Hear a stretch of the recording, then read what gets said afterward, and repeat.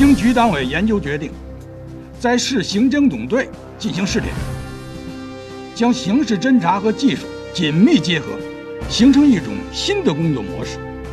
通过现代化的科技手段，打击和震慑犯罪。现任命陈兵同志为刑警队队长，宋成栋同志为刑警队副队长。在座的每一位都是挑选出来的。局党委希望你们把侦查和技术很好的结合起来，也就是说，你们可以打破以往侦查和技术相对分开的局面。每个人既是侦查员，也是技术员，你们可以直接参与案件侦查的各个环节，通过试点，培养出公安机关急需的新型的复合型刑警。我和李景兰、叶玲都谈过了，让法医和技术人员上一线当刑侦主力，他们都觉得挺新鲜，都跃跃欲试。我只是担心老宋那边。宋成栋年龄比你大，破案经验丰富。您坐我这儿。来，您坐。他已经向我表示过了，说你年轻，公安大学的硕士生，办案思路开阔，他会很好的配合你的工作的。这次试点，局里领导可是下了大决心，你放手干吧，啊！现在说这案子吧。昨晚朝阳重机厂的火灾，你知道了？黎明前起火，直到早上6点才被扑灭，烧死4个人。朝阳重机厂正在搞资产重组，据我得到的消息，明天上午上班时，省市联合工作组就要进驻重机厂，对该厂现有的国有资产进行全面清查。这跟我们有什么关系？问题是，火灾的地点是厂财务室，随同大火一块烧掉的是全厂职工500多万的工资，还有3年来全部的财务账目。消防部门的报告中说，在火灾现场发现有回火。回火？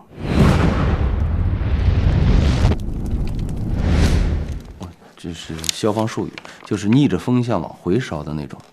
对，本该烧不到的地方，墙壁毁损程度反而最高。那要这样，我马上出现场。重机厂了解吗？朝阳重机厂是有3万工人的大厂，曾是本市的支柱产业，可是现在衰败了。听说财务室被烧，全厂工人人心惶惶。为了保持全厂的稳定，面对特殊情况，你们可以先采取特殊的侦查办法。我明白。要拿到证据，不许捅娄子。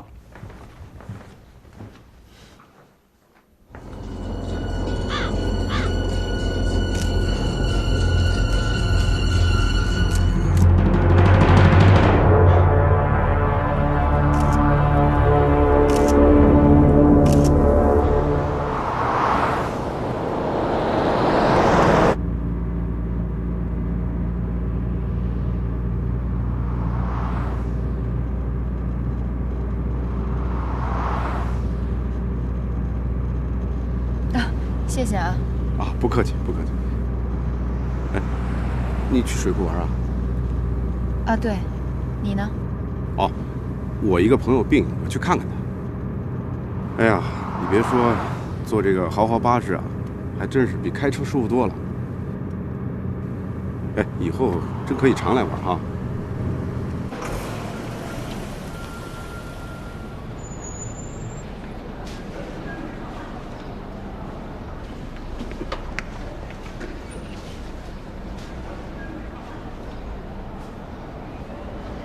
哎，干嘛呢？这是？我们来找魏厂长。魏厂长昨天接见死者家属，没空见你们，改天再来啊。是这样，我们有急事要找。赶紧走，赶紧走，赶紧走，赶紧走，走走，快，赶紧走，赶紧走，要赶紧走，什么时候好啊？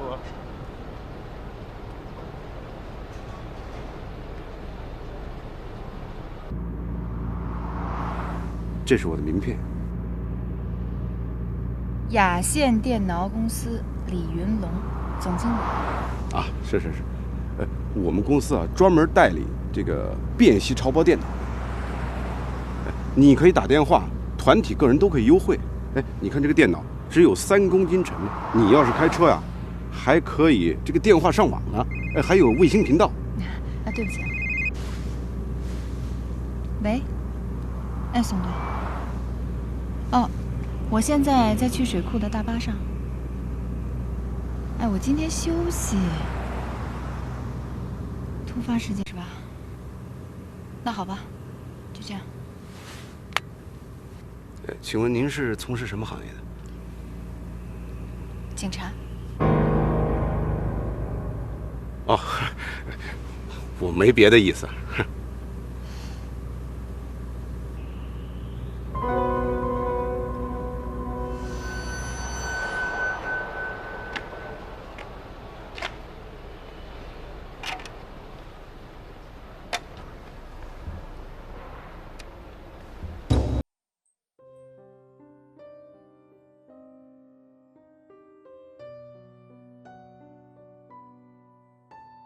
哎，老哥，干活呢？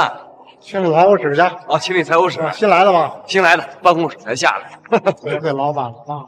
别提了，提这事儿我就生气。这些当老板的，哼！走啊，愣着干什么呢？我们干什么？啊，铲墙重装修啊！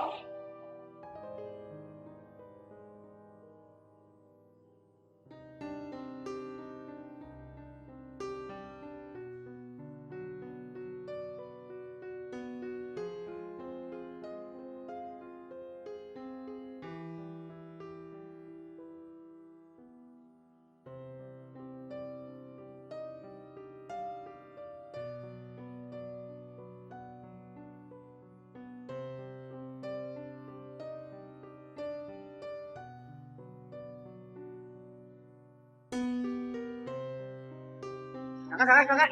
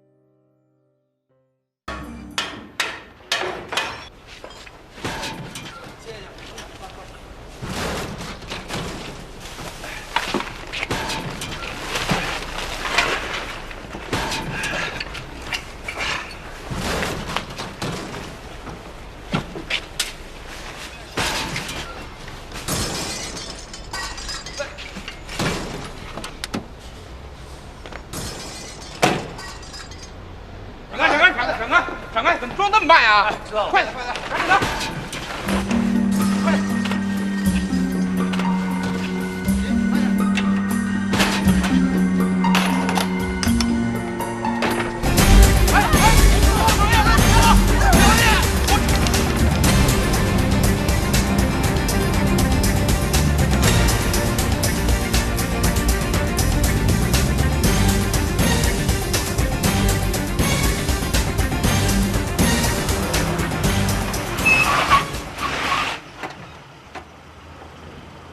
把后门打开一下。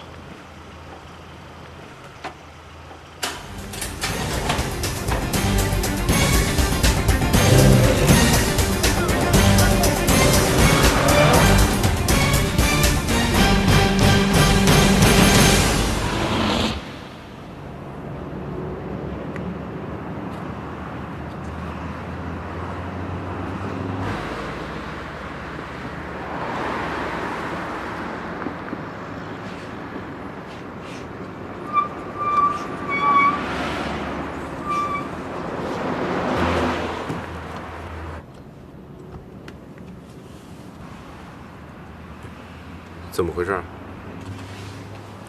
你是李云龙吗？啊，是啊。跟我们走一趟。哎，怎么回事？走。给我的包。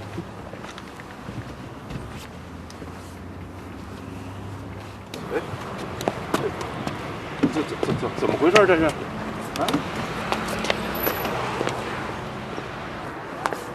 宋队，这叫李云龙的人怎么了？认识啊？刚才在大巴车上认识的。别管那么多了，跟我去现场。我现在休假呢。有任务，快！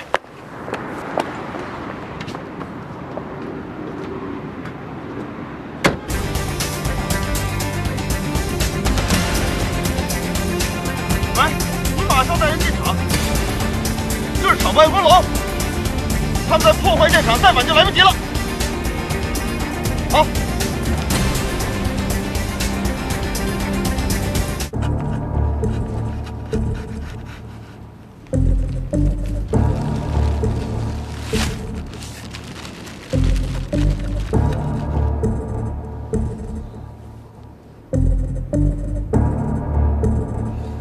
表面上看，倒像是自杀。可惜他不是自杀。死者右手手腕明显粗壮，说明他不是左撇子。可他为什么是用左手割的右手呢？这不符合常理啊！自杀的刀口往往是入刀浅收刀深，而这个伤口是入刀深收刀浅，还有回创口，说明是拿刀当锯，又推刀回了一下。一般人是没有这个勇气的。可是，有一个很重要的线索，就是死者的手脚被捆绑过，说明这是杀人弃尸，现场是伪造的。这一夜大风，把很多痕迹全破坏掉了。现场就是现场，不可能毁灭所有的证据。有一件事儿，我觉得很奇怪。什么事儿？一个杀人凶手在回到现场的路上，怎么还会有心情推销电脑呢？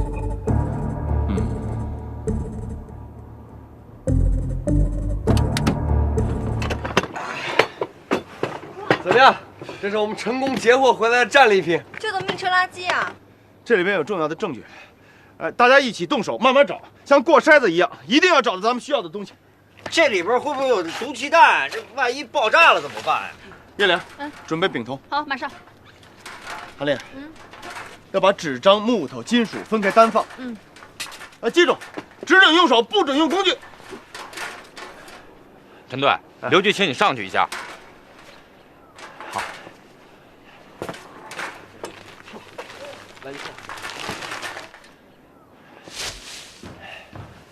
刘局，我从火灾现场弄回了一车宝贝，财务室墙壁上挖出的弹头。卫联已经向市长打电话提抗议了，说警察把重机厂包围了，秩序很乱，工人气氛很紧张，随时都可能出问题。他还告状，没准这事儿就跟他有关系。您没看现场被他毁成什么样？我跟你分析过了，重机厂是大企业，现在又搞资产重组，工人多，矛盾也多，万一出事儿，那后果不堪设想。现在这么搞不行，我看你们听着行动吧。现在撤下来可就什么都没了。要不这么着吧，你给我立个军令状，保证安全稳定，24小时之内破案。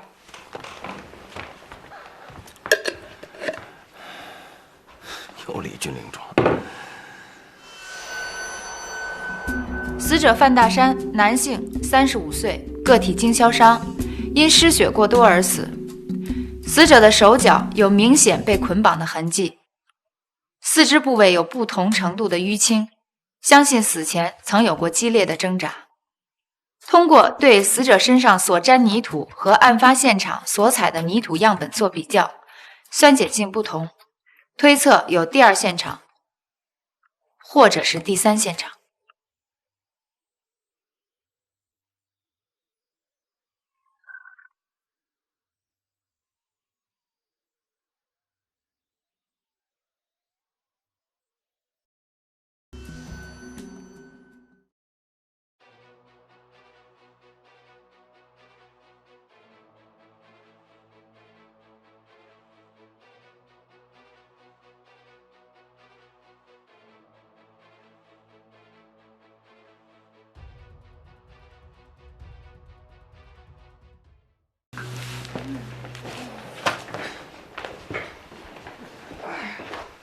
都找到什么了？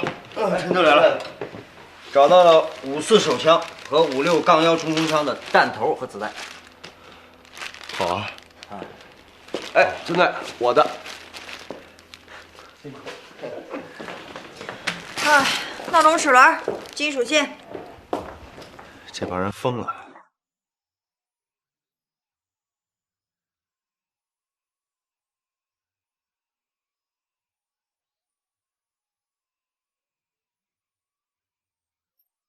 什么收获？陈队，这是持枪抢劫大案，子弹有2种，56杠1冲锋枪子弹和5.4手枪子弹。 5.4手枪是这个厂保卫干部专用的，56杠1冲锋枪就是抢劫犯的。对，先在这儿用冲锋枪扫射撂倒了第一个，另外一个人再用手枪撂倒第2个，第3枪和第4枪应该是从这个位置开的，从弹着点测定，应该是保卫干部开的这一枪。 那枪和弹壳呢？枪不知道，子弹和弹壳我找到一些。那你们估计开枪抢劫的是几个人？如果是1个人，我觉得太像周润发的电影了，至少是2个，而且配合得很好。门和窗户都没有破损，说明是开门进来的，是熟人。陈队，这是4个死者生前照片和有关情况，他们全是厂保卫科干部。这3个是保卫干事王长顺、李玉清、张志，这个是保卫科长秦大龙。 下一步，你想办法缠住魏连，提一些他说不清的问题，不停的问他，让他没心思干扰我。明白。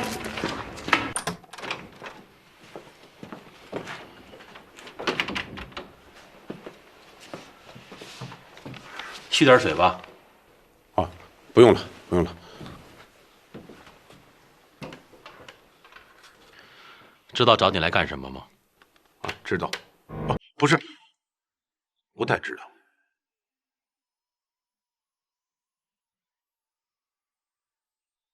我刚才听人说范大山自杀了，他们说他是切腕自杀的，我不知道，我就听见切腕。我觉得你们怀疑是我杀的，至少我有嫌疑。你们也知道，我跟范大山的老婆好过一段时间。范大山的老婆说他老打他，所以我今天想过去。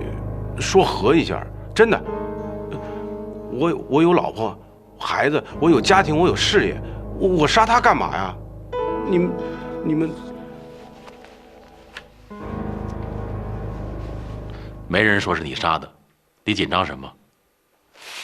我们是重证据的，说吧，你是什么时候和范大山的妻子发生的婚外情？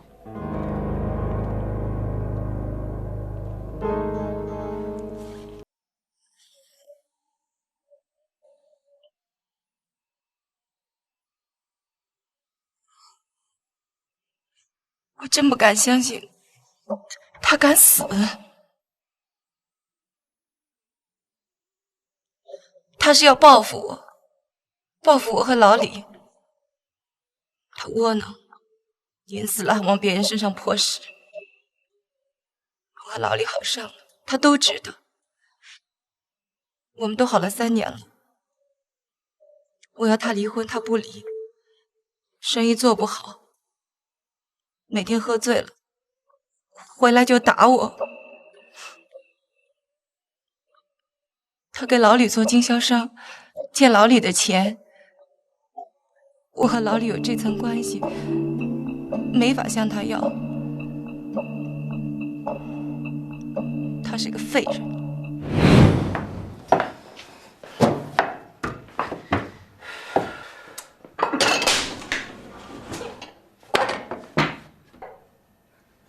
你还等着？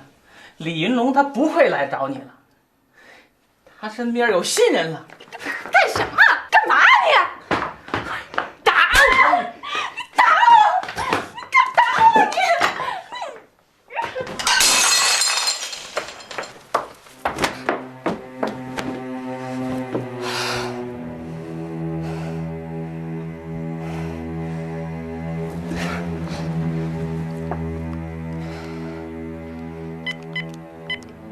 哎，王老个杯，好嘞，来一下。生日快乐！哎，宝贝儿，看这边下一个，来看看这下一个，嘿，好乐。哎哎，你先拍着啊，我去接个电话。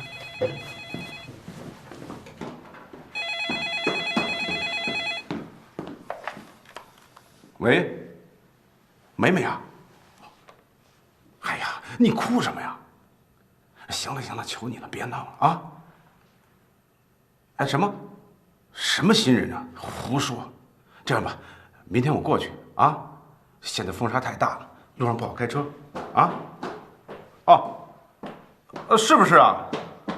太不像话了，这简直是胡闹嘛！先后2次怀孕，在有氧云南和吉。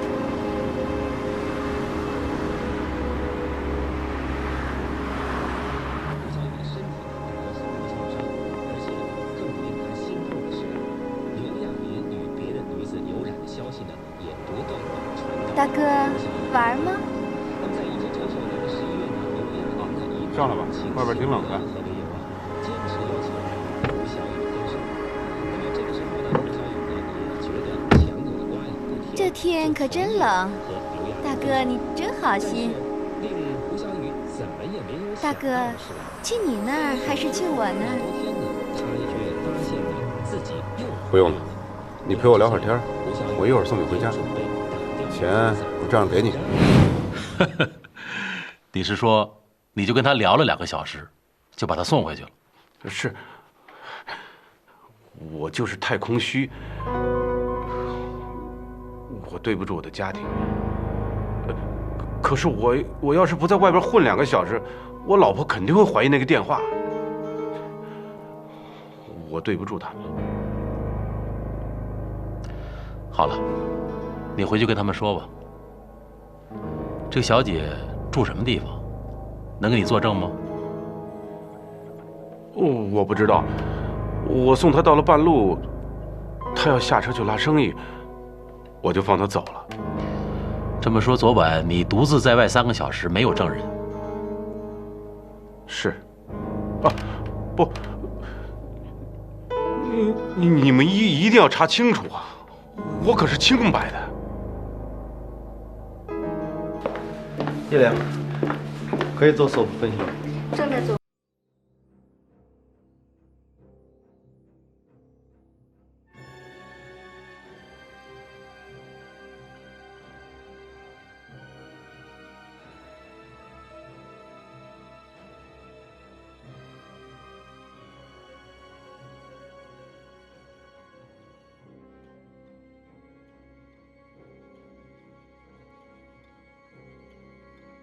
这是什么？应该是一种助燃物。完全分离出来需要多长时间？分析完化学成分再组合，大约10个小时。也就是天亮之前，对吧？没搞错。我知道你有办法。不好意思啊，你又休息不了了。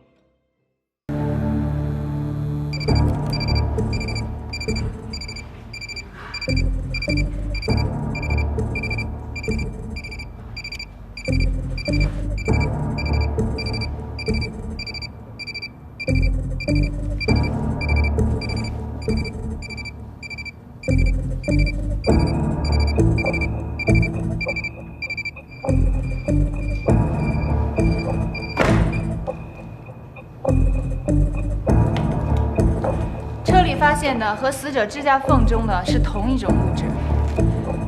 现在有3个现场：河边、范大山家，还有车里。你是说于美美和李云龙在家里边杀了范大山，然后用这辆车运尸，最后弃尸河边？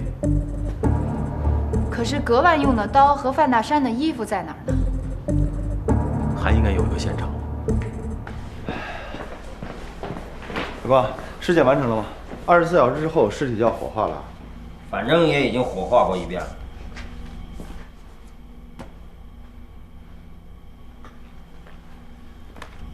烧的真是惨。加了助燃物，肯定烧成这样了。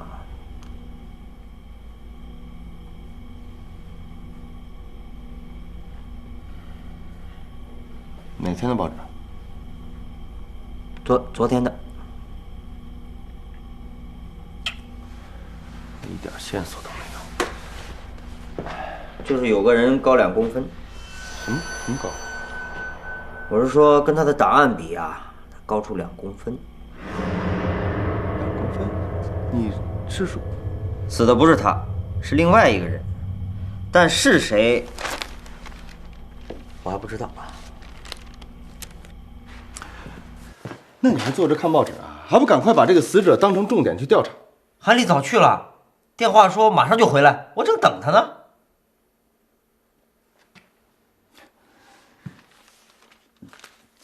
昨天的有什么看头？要不我给你买份今天的。谢谢陈队。这么大的风上哪儿找去啊？那也得找啊，万一要是有线索呢？这煤灰是哪儿发现的？在死者的手指甲里面。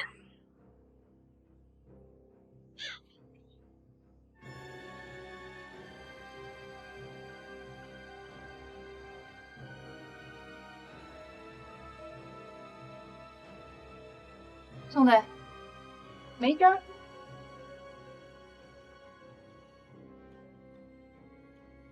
有没有血腥味啊？有些人类的鼻子就是比较敏感的。嘴损找不着活去啊？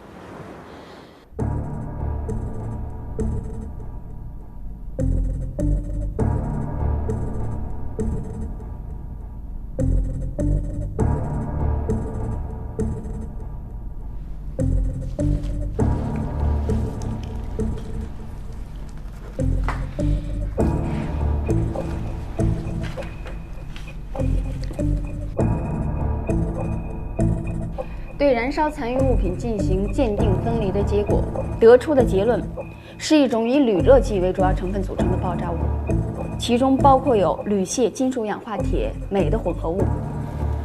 最有价值的是，我们在那堆垃圾里发现了这只闹钟，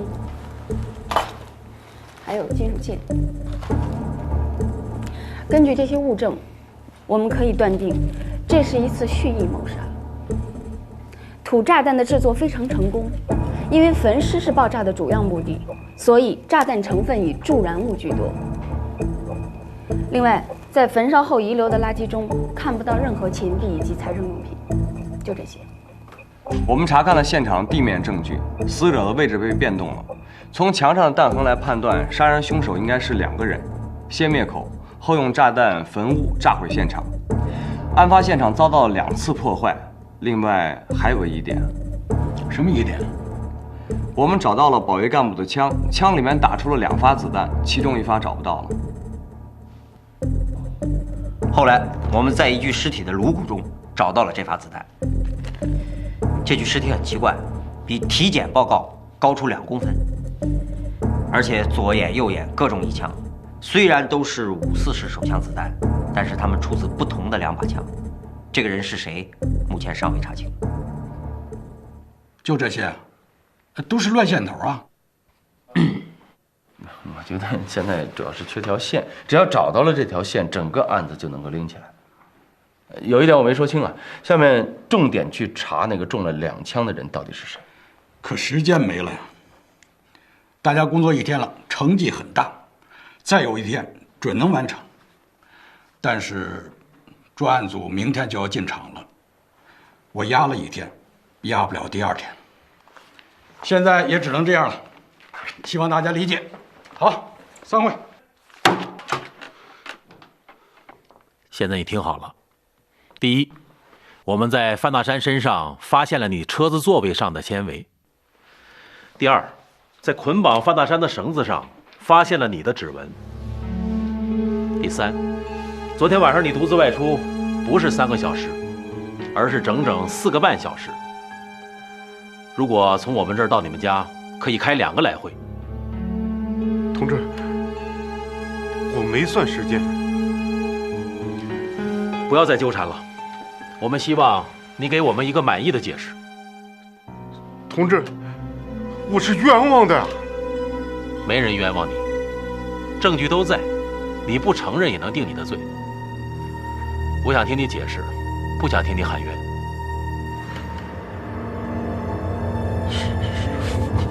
范大山他冤枉我，范大山他冤枉我。可范大山他已经死了。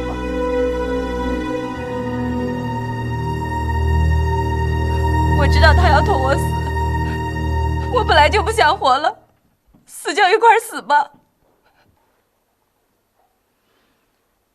说一下你们的作案经过。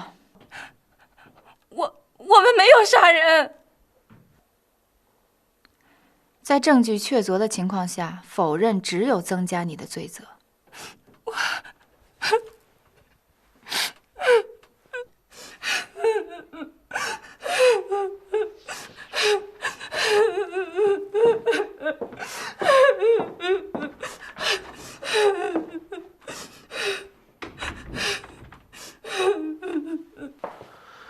怎么样？感觉如何？这种知识型的犯罪分子心理防线都非常坚固。我觉得这案子有问题。有什么问题啊？每天有那么多的案子，如果都像电影里边那样，那我们就神了。不过人有的时候会干一些愚蠢的事儿。哎，记得我上中学的时候，有个同学成绩非常不好，为了逃避考试，他就找了根木棒，把自己的手打裂了。结果不能考试了。去了，因为他是习惯性的用右手打的左手，缠着绷带去的。哎，你跟我去趟现场吧。好。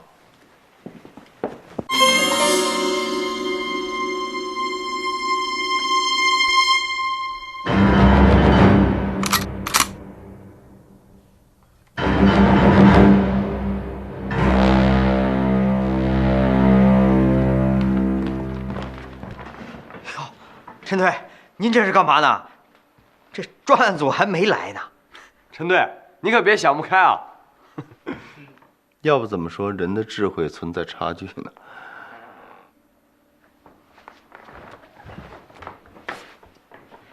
怎么讲？不用拜师，考考你。一枪打中左眼，人存活的几率有多大？0。打右眼呢？还是0。死者是凶手。4个人，甲、乙、丙、丁在打牌，其中甲是内应，歹徒进入，不用破门。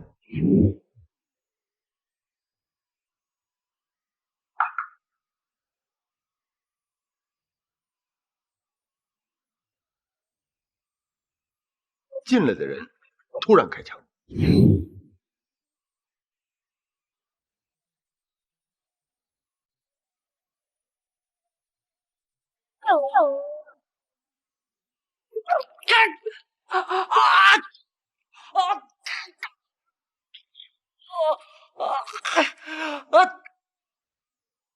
他为什么要开这一枪？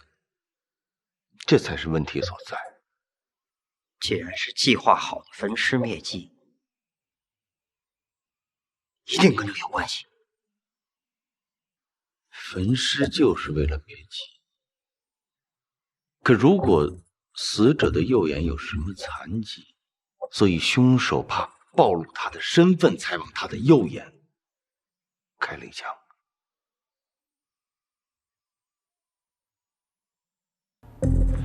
马上调查。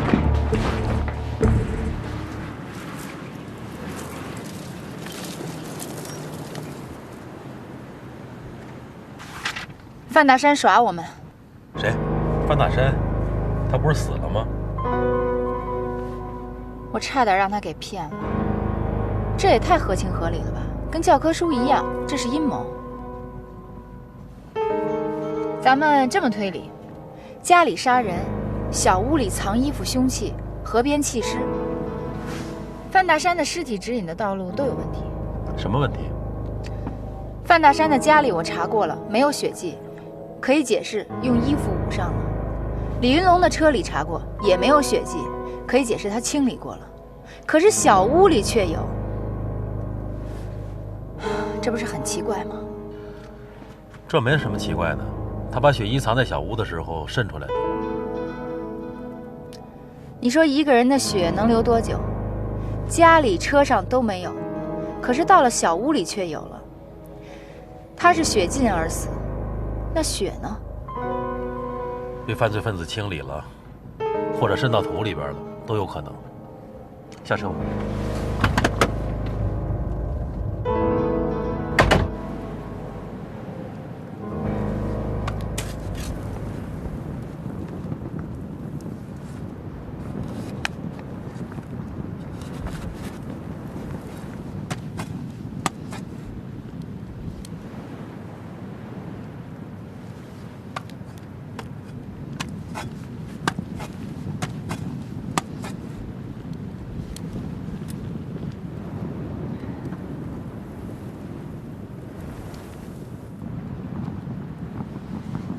9公分。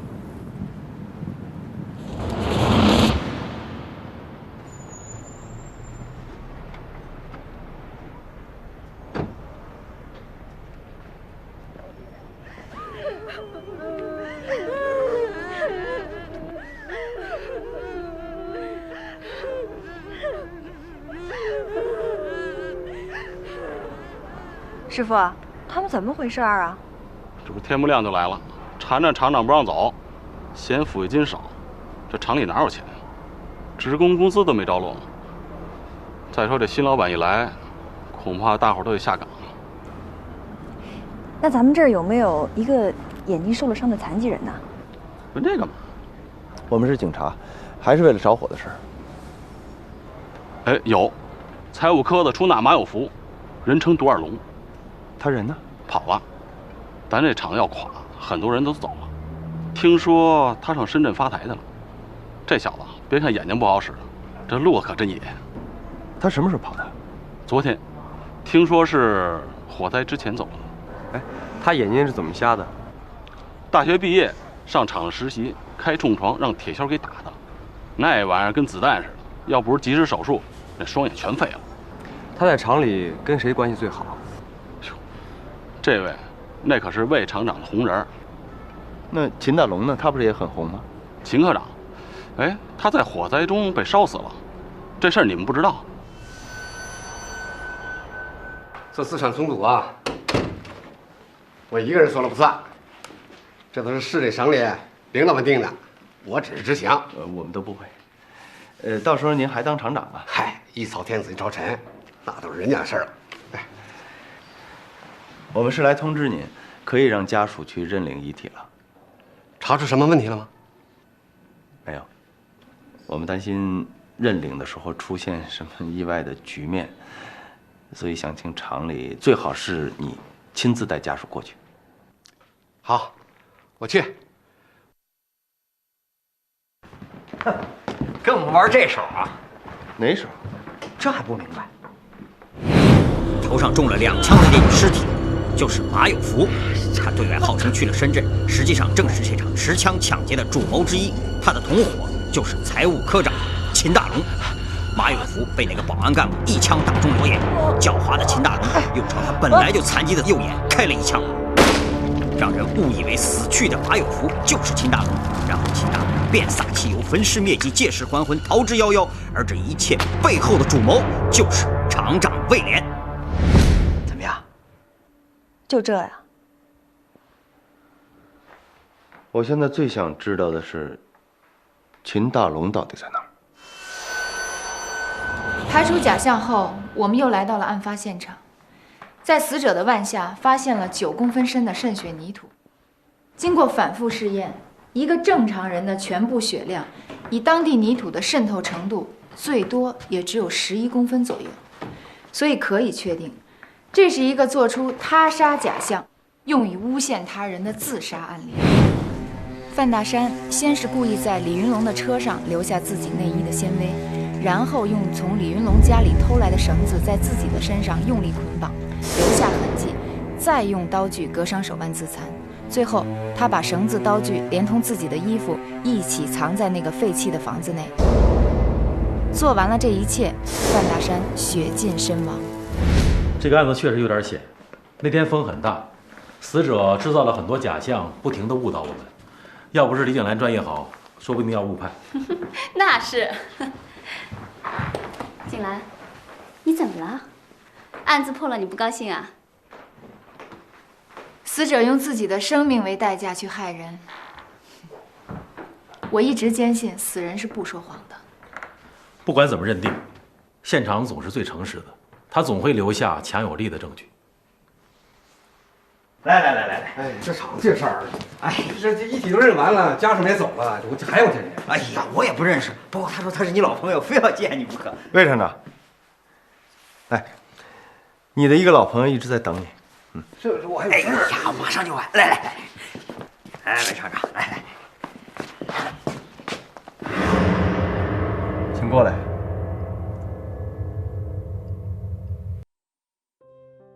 认识他吗？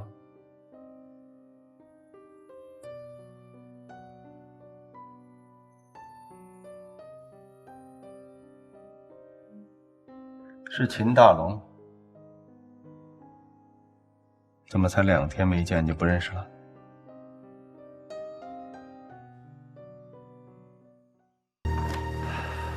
在市委市政府领导的密切关注下，在广大干警的艰苦努力下，朝阳重机厂纵火案于今日告破。朝阳重机厂厂长魏连在工厂即将进行资产重组之际，利欲熏心，既然密谋抢劫全厂工人工资，为指使该厂2名干部秦某、马某残忍杀害了该厂3名值班人员，抢劫现金500余万元。在抢劫过程中，秦某将受伤的同伙马某打死，纵火焚烧厂财务室，破坏现场，企图掩盖罪行。然而天网恢恢，疏而不漏，我公安机关及时深入该厂调查取证，在24小时之内破获了此案，为国家挽回了损失。日前，魏连和案发后逃往新疆的犯罪嫌疑人秦某都已被公安机关抓获归案。请订阅频道，帮我们留言、按赞、分享。